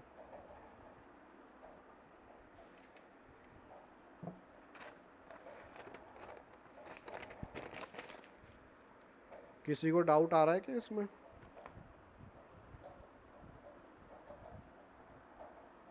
सर अगर हम कैमल केस नोटेशन या यूज नहीं करते तो नहीं चलता? कैमल केस नोटेशन यूज़ नहीं करते तो नहीं चलता? नहीं, मैं ये कह रहा हूँ कि कैमल केस नोटेशन जो है जावास्क्रिप्ट में जनरली यूज़ होती है, बट अगर अपन चाहें तो अपन ऐसे भी कर सकते हैं। बट अपन जब आगे जावास्क्रिप्ट में ज़्यादा काम करेंगे ना, या अपन जावास्क्रिप्ट के ज़्यादा कोड देखेंगे, तो उसमें जनरली कैमल केस का इस्तेमाल होता है दो वर्ड्स को अलग करने के लिए। लेकिन अपन जैसे अगर स्मॉल केस में भी लिखेंगे ना तो काम करेगा, क्योंकि सेम ही चीज़ है, ठीक है ना। मैंने सेव कर दिया है, तो मैं अगर रीलोड भी करूँगा तो यही रहेगा। वो बस एग्जाम्पल के तौर पे बताया था कि अगर यहाँ पे कैमल केस है ना, तो यहाँ भी कैमल केस होना चाहिए, यानी कि केस सेंसिटिव, ठीक है। मतलब एन अगर यहाँ बड़ा है तो यहाँ भी बड़ा होना चाहिए। और किसी को डाउट?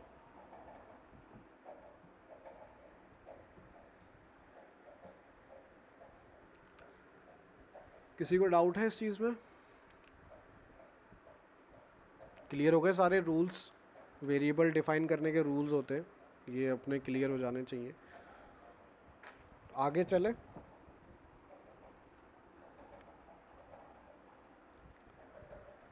yes sir. ठीक है, तो अब अपन आगे चलते हैं। तो बेसिकली तीन चीज़ें आती हैं अपने पास वेरिएबल बनाने के लिए।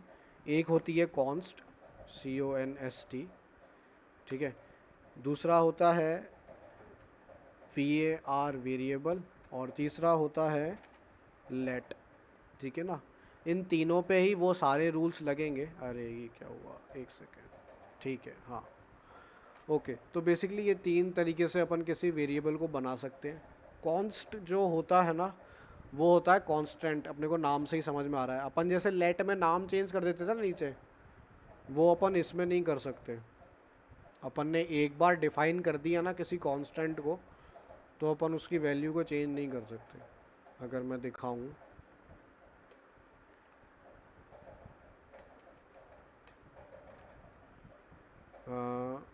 कॉन्स्ट नेम और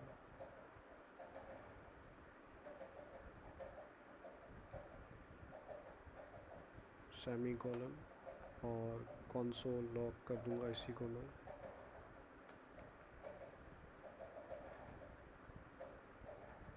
ठीक है, तो अभी तो मेरा नाम आ रहा है, लेकिन जैसे अपन लेट में नाम चेंज कर सकते थे ना,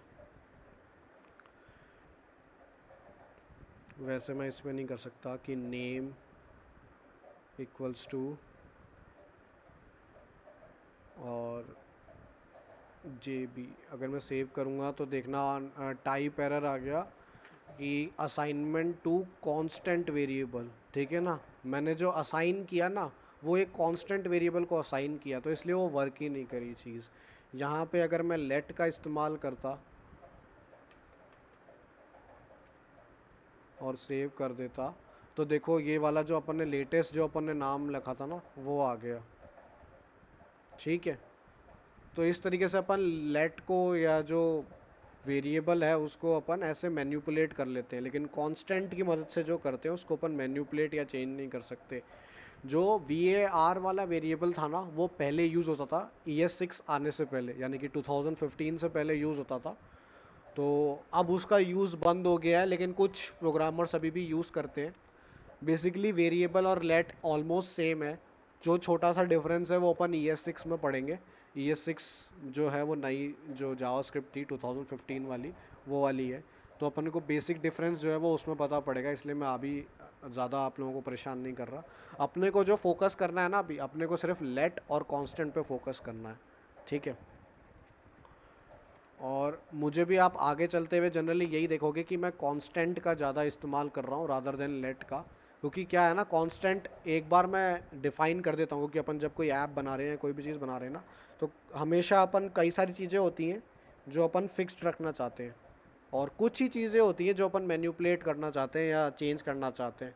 तो वो जो चेंज करने वाली चीज़ें हैं उनको अपन लेट से करेंगे, और जो एक बार कांस्टेंट चीज़ें हैं जो सारी फिक्स्ड रहने वाली हैं, तो वो अपन कांस्टेंट के साथ यूज़ करेंगे। तो जब अपन बड़ी ऐप्स वगैरह बनाते हैं या चीज़ें डेवलप करते हैं, तो जनरली डेवलपर्स कॉन्स्ट का ही इस्तेमाल करते हैं। इनके नेमिंग देख लेना, CONST और लेट, ठीक है। यही दोनों बता रहा हूँ। वेर होता है, लिखना चाहो तो लिख लो, बट अवॉइड करना मेरे हिसाब से तो, ठीक है।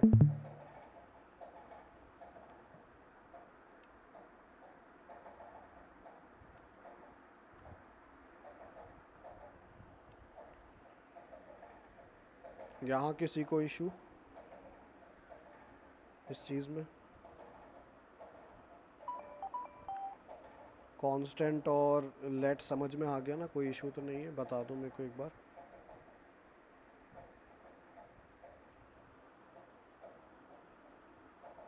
अच्छा, सबको क्लियर है? हाँ क्लियर है। ठीक है, चलें आगे चलें।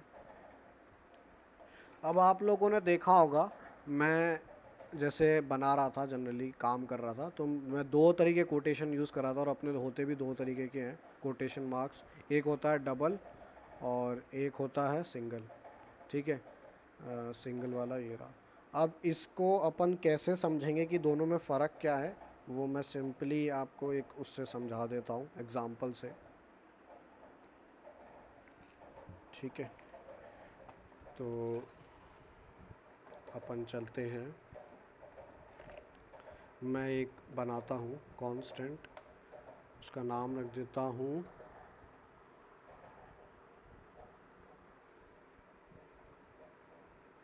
पैरा, ठीक है, और इसकी वैल्यू दे देता हूँ मैं, अगर मैं सिंगल डॉट लगाऊंगा ना और जैसे ही मैं आई और ये करूँगा एम, तो देखो यहाँ पे फ़र्क आ गया, देखो कलर ही चेंज हो गया। मैं लिखना चाह रहा था आई एम जनेश बालचंदानी, ठीक है, और मैं ये लिख के क्लोज करना चाह रहा था इस चीज़ को। तो यहाँ देख रहे हो बेचारी जावास्क्रिप्ट कंफ्यूज हो गई कि भाई मैं कर क्या रहा हूँ। तो जब भी अपन कोई ऐसे सेंटेंस वगैरह लिख रहे होते हैं ना, तो अपन डबल कोटेशन का इस्तेमाल करते हैं, ठीक है। तो जो पहले वाली थी मैं उनको रिमूव कर देता हूँ, और अब मैं एक बार सेव करता हूँ, पीछे आ जाता हूँ एक बार, ठीक है। तो अब ये देखो प्रॉपरली ले पा रहा है ना। तो जब भी मैं इस तरह की चीज़ों पे काम करूँगा ना, मतलब सेंटेंसेस पे काम कर रहा हूँ, तो मैं इसका इस्तेमाल करूँगा डबल कोट्स का। और वैसे अगर मैं सिंगल कोट का भी इस्तेमाल कर रहा हूँ तो मैं कैसे उस चीज़ से बाहर आ सकता हूँ वो मैं बताता हूँ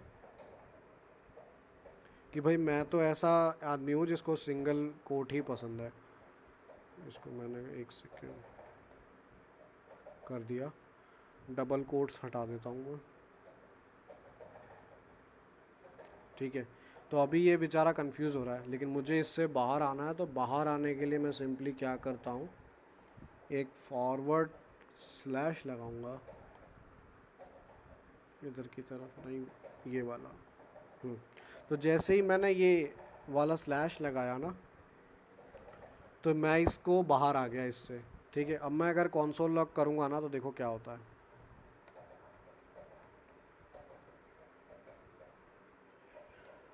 console dot log file create करेंगे और इसमें डाल देंगे पैरा, सेव कर दूंगा मैं। तो आ गया आई एम जनेश बालचंदानी, ठीक है ना, ये मेरा पैरा आ गया। और इस वाले स्लैश के थ्रू मैं अपने सिंगल टिक से बाहर आ गया, मतलब सिंगल कोटेशन से बाहर आ गया, अवॉइड कर दिया मैंने इसको, ठीक है ना। तो ये ट्रिक होती है बाहर आने की, बट जनरली अपन ऐसा नहीं करेंगे, अपन कंफ्यूज नहीं होंगे, अपन ज़्यादातर वही वाला डबल कोटेशन का इस्तेमाल करेंगे। ये चीज़ समझ में आ गई सबको? अगर मैं इसको हटा दूंगा ना यहाँ से, तो देखना क्या होता है। सेव करूँगा तो देखना बेचारा बोलेगा सिंटैक्स एरर आ गया फिर से। और अगर किसी को ये मिल नहीं रहा हो ना, तो मैं बता दूं, एंटर वाली जो की है उसके ऊपर है, राइट हैंड साइड पे जो एंटर वाली की है मेरे कीबोर्ड पे उसके ऊपर है, जनरली उसी के ऊपर होगी आप लोगों की भी। ये चीज़ समझ में आई, ये वाला रूल समझ में आया डबल कोट्स और सिंगल कोट्स का? ऐसे हाँ। ठीक है, इसमें किसी को कोई डाउट है अभी पूछ लो, क्योंकि ये थोड़ा सा इम्पोर्टेंट रहता है।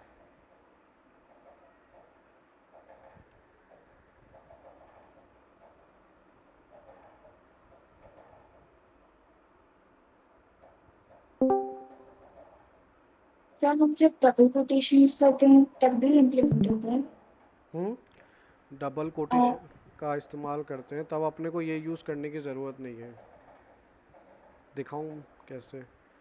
इसको हटा देता हूँ, यहाँ से इसको भी हटा देता हूँ, और ऐसे करके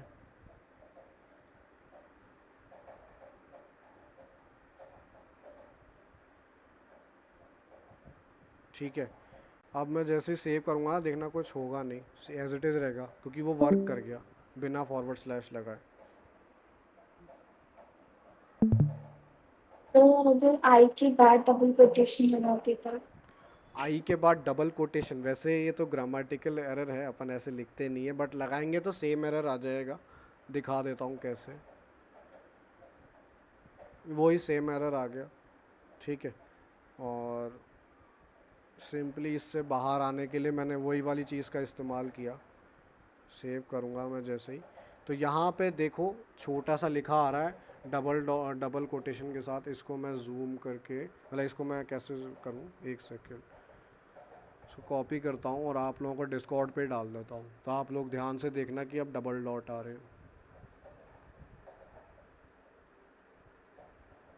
ठीक है, बट अपन ऐसे करते नहीं क्योंकि ये तो ग्रामेटिकल एरर है। वो तो अपन आई अपोस्ट्रोफी एम लिखते हैं, आई एम को।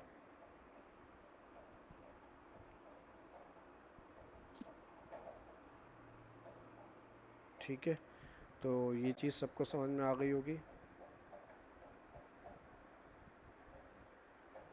ब्रेक लेना है थोड़ा सा, क्योंकि अब लास्ट के 2 टॉपिक्स बचे हैं, स्ट्रिंग कॉन्केटनेशन और नंबर बेसिक्स। बेसिकली अपन नंबर्स पे कैसे काम, अभी तक अपन अल्फ़ाबेट्स पे काम कर रहे थे, अब अपन आगे चल के नंबर्स पे काम करेंगे। तो किसी को ब्रेक लेना है, पानी वानी पीना है तो वो पी लो, और कुछ डाउट्स हैं तो पूछ लो।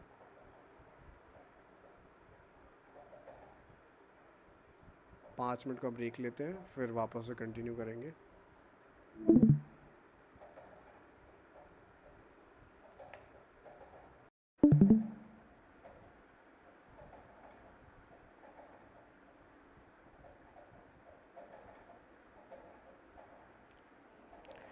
अब बेसिकली एक टॉपिक होता है स्ट्रिंग कॉन्कैटनेशन। बेसिकली इसमें क्या होता है, अपन अलग अलग स्ट्रिंग्स को, स्ट्रिंग वैल्यूज़ को कंबाइन कर लेते हैं। ठीक है, अब ये अपन कैसे करते हैं मैं दिखाता हूँ।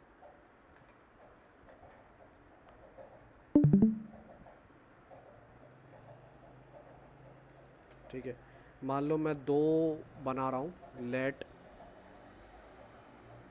First name is equals to Janesh, और इसी को कॉपी करके पेस्ट कर दूंगा और इसमें कर दूंगा लास्ट नेम, और इसको कर दूंगा मैं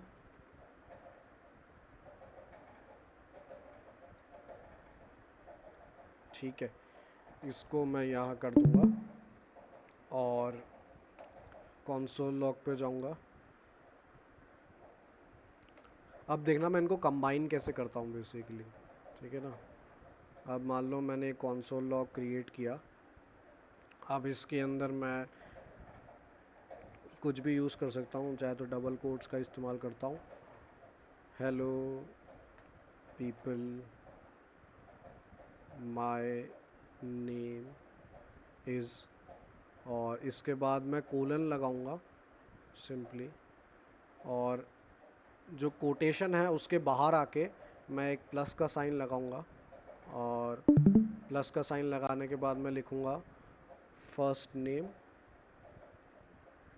और वापस से प्लस लगाऊंगा, और अब मैं लिखूंगा लास्ट नेम।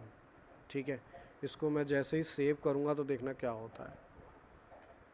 तो यहाँ पे आ गया hello people my name is Janesh Balchandani. मैं चाहूँ तो कोलन को हटा भी सकता हूँ, मेरे ऊपर है, बट मैं मार्क करना चाह रहा था कि कैसे डिफरेंस आ रहा है। इसको हटाऊँगा तो फॉर प्रॉपर एक सेंटेंस बन जाएगा। अब देख पा रहे हो कि एक वो नहीं आ रहा, क्या बोलते हैं, स्पेस नहीं आ रहा। तो मैं अगर इसके बाद स्पेस देता हूँ, तो इसके बाद मैंने अगर स्पेस दी तो उसने स्पेस ले ली। इसको यार मैं जूम करके 1 सेकंड में कर देता हूँ।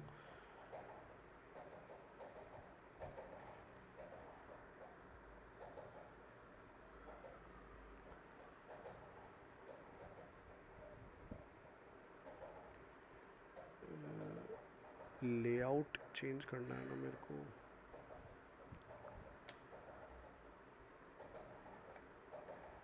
ये दिख रहा है सबको कि यहाँ पे कैसे ये कंबाइन हो गया, hello people my name is Janish Balchandani, या किसी को टेक्स्ट देखने में इशू आ रहा है?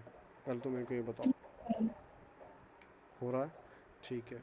बेसिकली क्या है ना, मैं इस पर जूम इन जूम आउट नहीं कर पा रहा, वो इशू आ रहा है बस, और कोई इशू नहीं है। ठीक है, तो यहाँ पे इसने ये कर दिया। अब मैं मेरे नाम के बीच में स्पेस देना चाहता हूँ ना, तो वो देखो मैं कैसे दूंगा। मैंने जैसे ये वाली जो स्ट्रिंग थी हेलो माय नेम इज़, और बीच में स्पेस दे दी, तो ये एक स्ट्रिंग हो गई। ठीक है, अब मैं अपने जो नाम है फर्स्ट नेम और लास्ट नेम, उसके बीच में एक एम्प्टी स्ट्रिंग डाल दूँगा। कैसे डालूँगा, सिंपली मैं ऐसे लूँगा, यहाँ मैं सिंगल कोट का इस्तेमाल कर सकता हूँ, इसमें स्पेस दे दी मैंने और यहाँ पे वापस से आया मैं और मैंने प्लस लगा दिया, सेव करूँगा तो मेरे नाम के बीच में भी स्पेस आ गई, ये दिख रही है स्पेस सबको, एक कर्सर की स्पेस आ गई। तो एक एम्प्टी स्ट्रिंग जिसके अंदर वैल्यू जो है वो स्पेस है, मतलब खाली स्ट्रिंग की वैल्यू खाली, और फर्स्ट नेम और लास्ट नेम को कंबाइन कर दिया। तो इस प्रोसेस को कहते हैं स्ट्रिंग कॉन्कैटनेशन, मतलब combining of two different strings. तो ये देख लेना अपन ने कैसे किया। मैंने 2 वेरिएबल स्ट्रिंग्स बनाई, मैं कांस्टेंट भी बना सकता था बट मैंने कहा चलो अभी वेरिएबल ही लेके चलता हूँ। और कंसोल लॉग में मैंने पहले एक स्ट्रिंग बनाई, hello people my name is, और उसमें गैप दे दिया और उसको क्लोज़ कर दिया। फिर मैंने प्लस लगाया, फिर मैंने इस कंसोल मतलब इस वैल्यू को, इस वेरिएबल को डाला कि यहाँ पे इस वेरिएबल की वैल्यू आए। फिर एक और एम्प्टी स्ट्रिंग बनाई स्पेस देने के लिए और फिर वापस से मैंने इसका इस्तेमाल किया। ठीक है, अगर मैं सिंपली ये भी नहीं करना चाहता था ना तो मैं सिंपल ये भी कर सकता था, देखो ऐसे कंसोल लॉग ब्रैकेट। अब देखो मैं क्या करूँगा, अगर इशू, हाँ जनरली अगर अपन कंबाइंड में यूज़ कर रहे हैं ना तो कंबाइंड में अपन इस चीज़ का इस्तेमाल करते हैं। अब जैसे मान लो मैं यहाँ पे अंदर ऐसे करता, सिंगल कोट का इस्तेमाल करता और मैं लिखता फर्स्ट नेम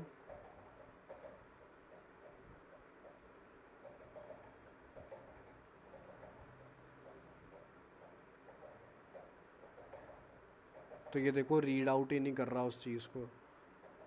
समझ पा रहे हो इशू यहाँ पे?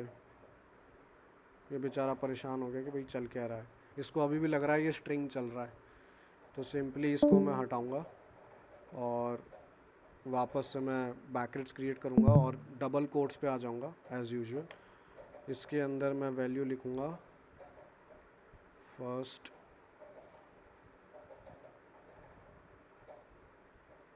नेम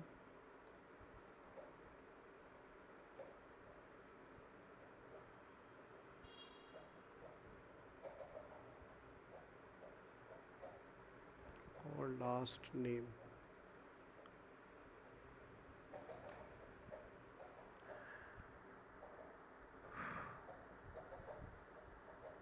सेव करूँगा तो इशू आएगा, ये रीड आउट नहीं करेगा क्योंकि बेसिकली अपन ने यहाँ पे पहले एक स्ट्रिंग क्रिएट नहीं की। अपन चाहते तो यहाँ पे एक एम्प्टी स्ट्रिंग, क्योंकि ऑब्जेक्ट्स हमेशा जो भी होते हैं ना वो इसके बाहर आते हैं, तो यहाँ से मेरे को ऐसे करना पड़ेगा। ये वाली इशू समझ में आई सबको कि मैंने चाहे सिंगल कोट का इस्तेमाल किया चाहे डबल कोट का इस्तेमाल किया बट उसने ऑब्जेक्ट को रीड नहीं किया। अब यहाँ पे मैं first name plus last name करूँगा तो वो आराम से आ जाएगा, बट वो कनेक्टेड होएगा, देखना। वो स्पेस अपन वैसे डाल सकते हैं एम्प्टी स्ट्रिंग के तौर पे। ये समझ में आ गया सबको कि मैंने जब डबल कोट्स और सिंगल कोट्स का इस्तेमाल किया तो मैं कंबाइन नहीं कर सकता था।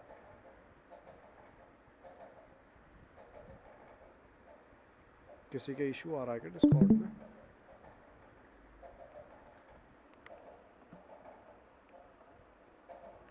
ये वाला पॉइंट क्लियर हुआ सबको कि कैसे अपन ने कंबाइन किया? और अलग से भी कंबाइन कर सकते हैं, मतलब स्ट्रिंग देने की ज़रूरत नहीं है। कभी भी अपन कोटेशन में डालते हैं तो वो स्ट्रिंग के तौर पे काउंट होता है, बट ये वेरिएबल है तो वेरिएबल को अपने को स्ट्रिंग में नहीं डालना। यहाँ नोट्स बना लेना, थोड़ा सा कॉम्प्लिकेटेड हो सकता है, आप आगे चले कंफ्यूज हो सकते हो, इसलिए यहीं पे मैं नोट्स बनवा रहा हूँ, ये बना लो और डाउट्स हैं तो पूछ लो। यहाँ पे अपना स्ट्रिंग कॉन्कैटिनेशन ख़त्म होएगा, अपन आगे आके नंबर्स पे आएंगे।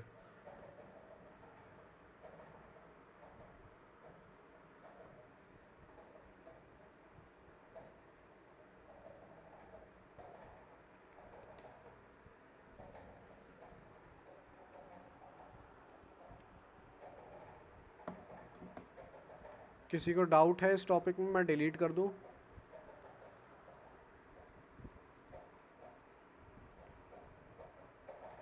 आ गया समझ में? हेलो, ठीक है। नोट्स बना लेना कि कैसे कोटेशन और डबल कोटेशन का इस्तेमाल करेंगे, और अपन सिर्फ अगर वेरिएबल डाल रहे हैं तो अपने को कोटेशन डालने की ज़रूरत नहीं है। ठीक है। अब आज का अपन लास्ट टॉपिक डिस्कस करेंगे नंबर्स। ठीक है ना। नंबर्स बेसिकली कैसे काम करते हैं। अब जैसे अपन स्ट्रिंग्स बना रहे थे तो स्ट्रिंग्स के अपन अंदर टेक्स्ट डाल रहे थे बेसिकली, लेकिन जैसे ही अगर मैं let number is equals to लेता हूँ 23, तो 23 मैं यहाँ पे लेके कंसोल लॉग करूँगा तो वो ऑटोमेटिकली मेरे को दिखा देगा कि क्या है। ठीक है ना। सेव कर देता हूँ मैं। तो यहाँ पे देख पा रहे हो ये जो 23 लिखा आ रहा है ये ब्लूइश पर्पल कलर में लिखा आ रहा है। जनरली जो नंबर्स हैं वो इसी कलर में लिखे आएंगे, और जो टेक्स्ट होता है वो ब्लैक कलर में लिखा आता है, मतलब ब्लैक या वाइट। अच्छा, ये थीम मैंने डार्क कर रखी है तो इसको अवॉइड करना। मतलब और अगर मैं मतलब वैसे दिखा देता हूँ, मतलब अभी देख पा रहे होंगे कि ये पर्पल और वॉयलेट कलर में आ रहा है। अगर मैं थोड़ा सा इसको जूम कर दूँ, इसको यार मैं कैसे शो करूँगा आप लोगों को। यहाँ पे कलर डिफरेंस दिख पा रहा है सबको कि ये वॉयलेट कलर में है। यस सर, दिख रहा है। ठीक है, किसी को इशू तो नहीं है। और यहाँ पे अगर मैं वो लगा दूँगा ना, मान लो मैं इसको ऐसे कर देता हूँ और सेव करूँगा तो देखना कलर चेंज हो जाएगा, वाइट कलर में आ गया ये। तो जो बेसिकली जो अपना टेक्स्ट है, आप लोगों के में जो टेक्स्ट आ रहा होगा वो ब्लैक में आ रहा होगा। मेरी जो थीम है वो ब्लैक वाली डार्क वाली थीम है, उस कारण से ये इशू है। तो जनरली जो स्ट्रिंग है या टेक्स्ट है ना वो ब्लैक में लिखा हुआ आता है, और जो नंबर्स है ना वो ब्लू या वॉयलेट कलर में आते हैं। अगर मैं इसको हटा दूँ सिंपली तो इस तरह से रहता है। ठीक है। अब अपन डिफरेंशिएट कैसे कर पाते हैं इन चीज़ों के बीच में, तो मैं सिंपली चलता हूँ।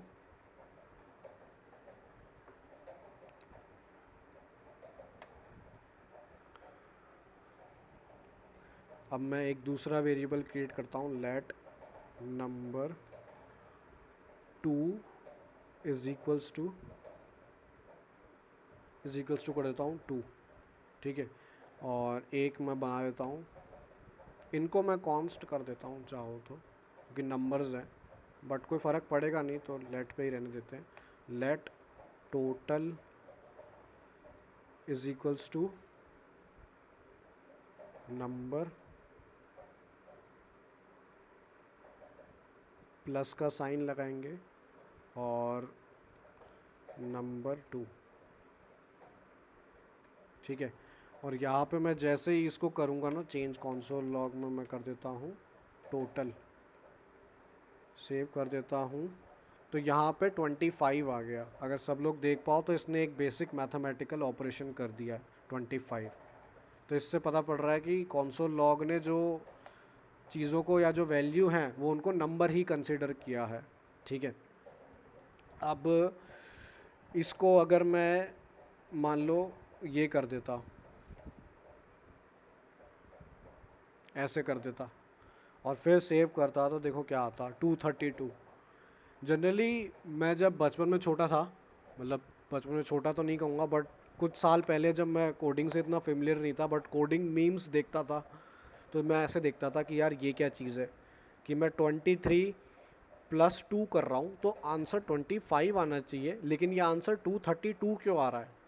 तो जनरली इस चीज़ों पे मीम्स बनते थे। ठीक है ना। अगर मैं इसको भी ऐसे कर देता तब भी 232 रहता। तो अगर मैं कोटेशन का इस्तेमाल कर रहा हूँ ना, तो कोटेशन का इस्तेमाल करने पे क्या हो रहा है, ये इनको स्ट्रिंग की तौर पे ले रहा है। जो जावास्क्रिप्ट है उसके लिए ये एक स्ट्रिंग है ना कि नंबर। ठीक है। तो ये एक इशू रहता है, अपने को हमेशा नंबर बिना इसके डिफ़ाइन करने होते हैं। इसी तरह से अपन प्लस कर सकते हैं, माइनस कर सकते हैं। माइनस करूँगा तो 21 हो जाएगा, मल्टीप्लाई कर सकते हैं और सेव करूँगा तो ये हो जाएगा 46। ठीक है। डिवाइड कर सकते हैं, और जैसे मैं डिवाइड करने के लिए एक ऐसा नंबर ढूंढूंगा 24 ताकि डिवाइड हो पाए। सेव करूँगा तो 12 हो गया। ये सब को समझ में आया। यहाँ पे नोट्स बना लेना, फिर अपन थोड़ा और एडवांस प्रॉपर्टी पे चलते हैं।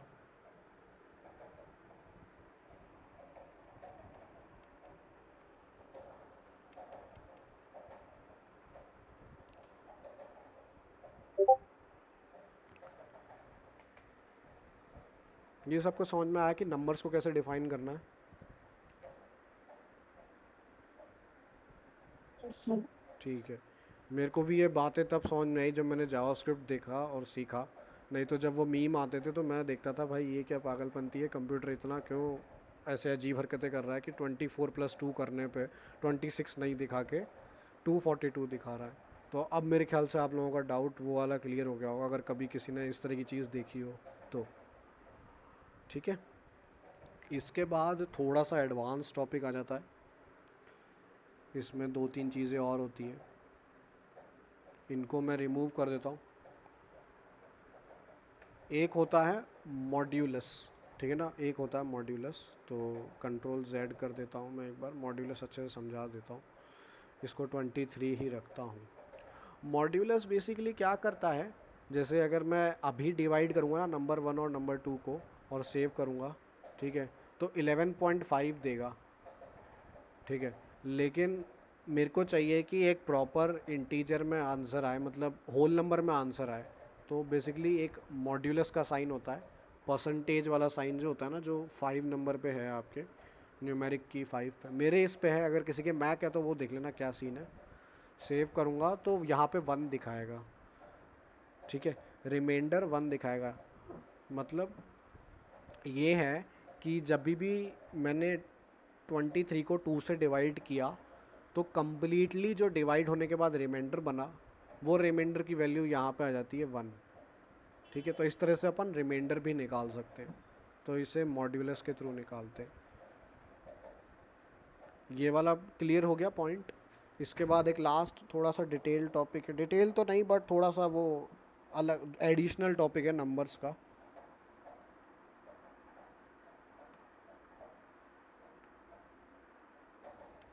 ये क्लियर हो गया सबको? Yes, sir. ठीक है।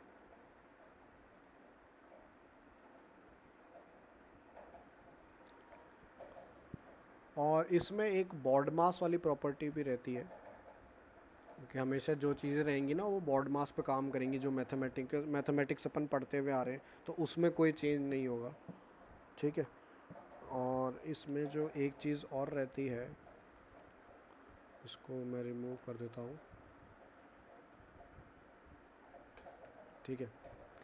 अब अपने पास जो नंबर बच रहा है ना, वो सिर्फ बच रहा है 23, ठीक है ना। तो अब मान लो मैं टोटल की वैल्यू को ऐसे डिफाइन करता हूँ, let total equals to number plus equals to 5। तो देखना क्या होता है, 28 हो गया। तो ये बेसिकली क्या करता है, ये प्लस और इक्वल्स टू वाली जो चीज़ है ना, वो नंबर को प्लस कर देता है 5 से, या जो वैल्यू अपन डिफाइन करते हैं इक्वल्स टू के बाद। अगर मैं 4 करूँगा तो 4 से कर देगा, 27 हो गया। ये दिखा दूँ मैं जूम करके, 27 हो गया, ठीक है। तो इस तरीके से ये प्रॉपर्टी काम करती है। इस पर मैं माइनस भी लगा सकता हूँ, माइनस लगाऊंगा तो 19 हो गया बेसिकली। और इसी तरह से मल्टीप्लाई और डिवाइड भी कर सकते हैं, सेम रहता है। और एक होती है एक्स्ट्रा चीज़, वो होती है प्लस प्लस और माइनस माइनस। तो प्लस प्लस जो होता है वो बेसिकली क्या करता है, एक नंबर ऐड कर देता है, +1 कर देता है। सेव करूँगा तो सेव करा तो 23 हो रहा है, number plus plus I think plus number करने को ही हो जाएगा क्या कह रहे हो? सर। प्लस और नंबर करेंगे तो हो जाएगा क्या? प्लस प्लस, पहले इंक्रीमेंट करेगा फिर। हाँ मैं देख लेता हूँ।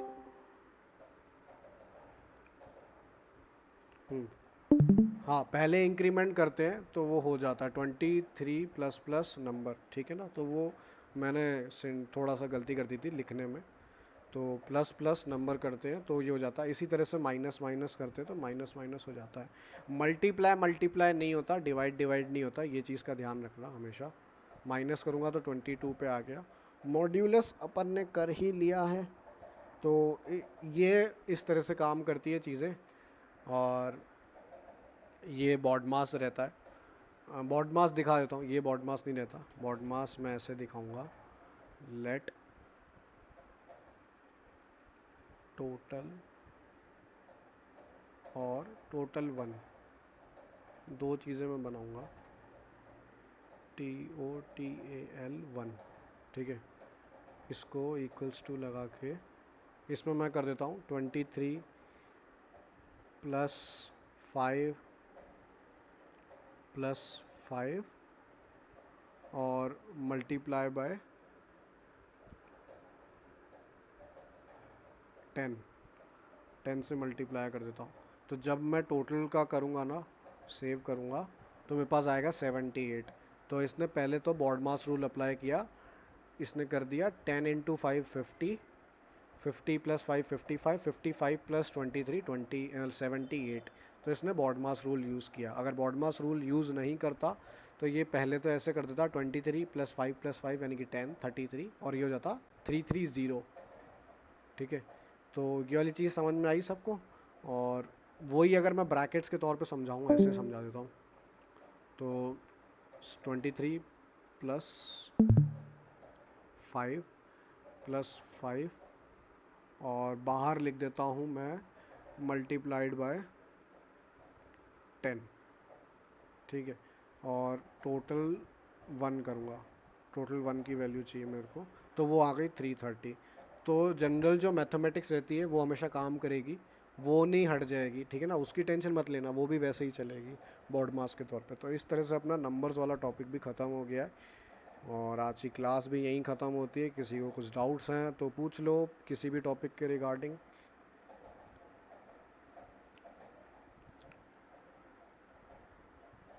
सर सर एक्चुअली कल की क्लास में अटेंड नहीं कर पाई थी क्योंकि बहुत नेटवर्क इशू था। तो सर एक बार प्लीज़ बता देंगे कि क्या हुआ था, शॉर्ट में ही। किस में? कल? सर कल की क्लास में कल की सर क्लास? ब्लॉकचेन्स पढ़ना है क्या हमें? नहीं नहीं, रिसोर्सेज में। ब्लॉकचेन नहीं, ब्लॉकचेन तो मैं वैसे बता रहा था। मैं क्या है, अब मेरे क्या है, कोलैबोरेट किया था सेजप ने और कॉइन DCX ने कोलैबोरेट किया था, छोटे लेवल पे, मतलब बड़े लेवल पे नहीं। बट ये था कि आप लोगों के जैसे कॉलेजेस वगैरह में स्प्रेड करने के लिए कैंपस एम्बेसडर्स अपॉइंट करने के लिए ये प्रोसेस था, ठीक है। तो कल मैं ब्लॉकचेन के बारे में थोड़ा बता रहा था इन लोगों को। बूटस्ट्रैप ख़त्म कर दिया था, लेकिन फिर मैंने बोला था बूटस्ट्रैप ख़त्म करने के बाद अब जिसको ब्लॉकचेन वगैरह में थोड़ा जानना है या कैंपस एम्बेसडर के बारे में जानना है कॉइन DCX वाले में, तो रुक जाओ। तो मैं बता रहा था, तो वो पढ़ने की ज़रूरत नहीं, उसकी टेंशन मत लेना। बूटस्ट्रैप थोड़ा सा देखना था, उसके रिसोर्सेज दिए थे मैंने, ठीक है। वो तो मैं जनरल बता रहा था। और आप लोगों के लिए मैं भी एक आने वाले टाइम में एक ब्लॉकचेन पे पूरा सेशन प्लान कर रहा हूँ। होपफुली ये बूट कैम्प के बाद होंगे। बूट कैम्प के बाद सितंबर में बहुत सारे सेशंस होने वाले हैं, लिंक्डइन पे, गिटअप पे, और जितनी चीज़ों पे आप लोगों ने मेरे को बोला है, जैसे कि ब्लॉकचेन भी है तो उस पर भी एक सेशन रहेगा। तो वो पढ़ने की ज़रूरत नहीं है, वो टेंशन मत लेना, वो इसका कोई पार्ट नहीं है, ठीक है।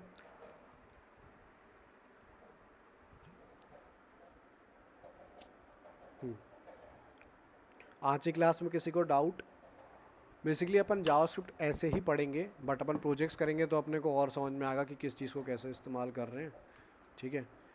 तो अपने को पहले लैंग्वेज के साथ फेमिलियर होना पड़ेगा। जैसे अपन ग्रामर पढ़ते थे ना, इंग्लिश अपन जब बचपन में सीखना शुरू की थी तो ग्रामर पढ़ते थे कि सेंटेंस फॉर्मेशन ऐसे होता है, ये होता है सब्जेक्ट, ये होता है प्रेडिकेट, है ना, ऐसे अपन चीज़ें पढ़ते थे। तो वैसे ही अपन किसी प्रोग्रामिंग लैंग्वेज को पढ़ रहे हैं तो उसमें अपन कैसे अपन इंग्लिश सेंटेंस का इस्तेमाल करते हैं स्ट्रिंग्स के थ्रू, वो अपन ने समझा।